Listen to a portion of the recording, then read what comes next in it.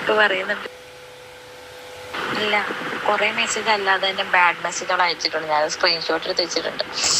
ഓന്റെ സമയൊക്കെ അടുത്തുനിന്ന്. സത്യത്തിൽ ഓൾക്ക് നല്ല സുഖമില്ലാന്ന് തോന്നേട്ടാ. ഓൾ ഇന്നത്തെ ആ വീഡിയോ കണ്ടിട്ട് വന്ന വരവാണ്. നിങ്ങൾക്ക് അറിയാത്തൊരു കാര്യമുണ്ട്, മനസ്സിലായ? ഈ കല്യാണം നടത്തിയതെങ്കിൽ ഓനെ വലിയ കടക്കാരനായിട്ട് ഇപ്പൊ എപ്പോഴെ വില തോങ്ങി വരച്ചേനെ. ഓൻ അതിനുള്ള പണിക്കായിരുന്നു നിന്നത്. പേഴ്സണൽ ലോൺ എടുത്ത് ഓളെ കല്യാണം കഴിക്കാൻ പേര് ഓന്റെ നിക്കാഹ് നടത്തി കൊടുത്തിട്ടുണ്ട് എന്ന് പറഞ്ഞിട്ടുണ്ടല്ലോ, ഓടെ ബന്ധുക്കാരുമായിട്ട്. ഓനത് പറഞ്ഞിട്ടുണ്ടല്ലോ.